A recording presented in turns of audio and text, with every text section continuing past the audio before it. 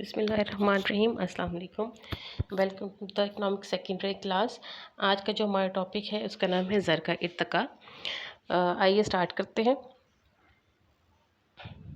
زر کا ارتقا اس کو ہم انگلش میں ایویلیویشن آف منی کہتے ہیں.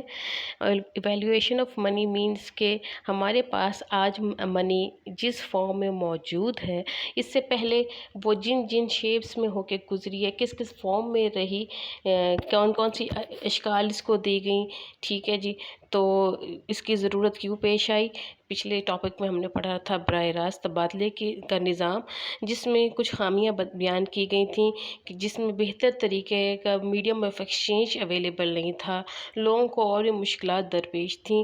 تو لوگوں نے آگے بڑھنے کے لیے، جیسے وقت گزرتا گیا، آگے بڑھنے کے لیے، اپنی معیشت کو، اپنی تہذیب کو بڑھانے کے لیے، اپنی بہتری کے لیے انہوں نے زر کے ارتقاء میں ہونے کے سلسلے میں استعمال ہونے والی اشیاء کے سلسلہ شروع ہوا. ٹھیک ہے. تو جو سب سے پہلا استعمال میں لائی گئی چیز جیسے تھا وہ اشیاء تھیں یا پھر زرعی اجناس تھیں. اشیاء یا کوئی بھی، جیسے پتھر، کوئی قیمتی پتھر، سونا، چاندی، اور اجناس میں مہنگی اجناس، جو اس وقت کی مہنگی اجناس جو اس میں شامل تھیں، چاول کہہ سکتے ہیں. ٹھیک ہے جی. زیتون کا تیل اور اس طرح کی چیزیں جو اس وقت بہت اہمیت کی حامل تھیں. اب میں نے کچھ پوائنٹس کو انڈر لائن کیا ہے تاکہ آپ لوگوں کو یہ پڑھنے میں آسانی ہو جائے. چنانچہ مختلف وقتوں میں مختلف اشیاء کو بطور زر آزمایا گیا، جن میں جانور، کھالیں، تیر، غلہ، سیپ، پتھر، تمباکو وغیرہ، اور سونا، چاندی اور ہیرے قابل ذکر ہیں.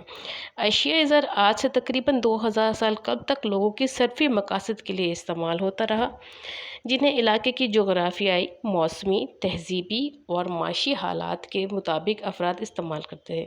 لیکن زر کی ان اقسام میں کوئی نہ کوئی نقص موجود ہوتا تھا، جیسے کہ جو اجناس ہیں وہ جلدی گل سڑ جاتی تھیں. ٹھیک ہے. تو اجناس کو اور جانور کو تو لوگوں نے اپنانے سے انکار کر دیا ایز اے منی یا as a medium of exchange. تو اس کے بعد جو ہے لوگوں نے جس چیز کو زیادہ استعمال کیا وہ سونا، چاندی وغیرہ تھا، جسے ہم میٹالک منی کہتے ہیں. ٹھیک ہے. میٹالک منی دھاتی زر جو آپ کی سونا، چاندی وغیرہ کا استعمال قبل مسیح کے دور سے شروع ہو کر 19ویں صدی کے آخر تک رائج رہا. ٹھیک ہے جی. اب اس میں بھی کچھ مسائل درپیش تھے، جس میں کیا تھا کہ یہ دھات ایک ہاتھ سے دوسرے ہاتھ میں، جتنے ہاتھوں میں یہ منتقل ہوگی اس کی ویلیو اتنی کم ہو جائے گی. ٹھیک ہے جی. تو سونا، چاندی جو تھے ان کے سکوں پر میل جم جاتی تھی، ان کی شکلیں دھندلا جاتی تھی، اور لوگ اس میں کھوٹ کا شامل کر دی جاتی تھی، جس کا سے جعلی اور جو کھرے سکے ہیں ان میں فرق کرنا مشکل ہو جاتا تھا. اور اس کے واسطے قیمتی دھاتوں کی رسد، محدود رسد کہتے ہیں جی سپلائی کو، چونکہ جب نقلی چیزیں آنا شروع ہو گئیں تو لوگوں نے اپنے پاس جو محفوظ سونا اور چاندی تھا ان کو اس کی رسد محدود کر دی. ٹھیک ہے جی. اب اس کے علاوہ اس کی ایک اور مشکل تھی کہ جو دھات ہوتی ہے وہ ہیوی ہوتی ہے، تو ایک جگہ سے دوسری جگہ اس کو منتقل کرنا بھی مشکل تھا. اس کے بعد جو فارم منی کی آئی گئی وہ تھی کاغذ. ٹھیک ہے. جسے ہم کاغذی زر کہتے ہیں، پیپر منی کہتے ہیں. آج کل کے دور میں استعمال ہونے والی کرنسی کاغذی زر کی ایک بہترین اگزامپل ہے. چونکہ دھاتی سکے وزن دار ہونے کے باعث ان کو بڑی مقدار میں ایک جگہ سے دوسری جگہ منتقل کرنے میں کئی مشکلات کا سامنا کرنا پڑتا تھا، اس لیے دھاتی سکوں کی جگہ کاغذی زر نے لے لی، جن کو حکومت یا حکومت کا نمائندہ ادارہ مرکزی بینک جاری کرتا ہے. مرکزی بینک ہر ملک کا ایک مرکزی بینک ہوتا ہے، جیسے پاکستان کا اسٹیٹ بینک آف پاکستان. انشاءاللہ تعالیٰ نیکسٹ چیپٹر جو ہے وہ ہمارا بینک سے ریلیونٹ ہے، تو اس میں ہم ان کی ساری پڑھیں گے، ان کے فرائض بینکوں کے، اور بینک کرنسی ایشو کیسے ہوتی ہے وہ بھی ہم پڑھیں گے آپ اس میں. ٹھیک ہے جی. کاغذی زر میں اعلیٰ تبادلہ तबादला के तौर पर इस्तेमाल होने की तमाम खूबियाँ मौजूद हैं जो कि किसी अच्छे ज़र में मौजूद होनी चाहिए, ठीक है।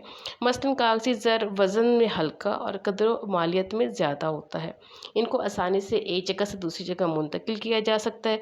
नोट जारी करने वाले इदारे का ख़ास किस्म के तबाआती तरीक़ेकार के तहत जाली नोटों का इजरा भी रोका जा सकता है, ठीक है जी।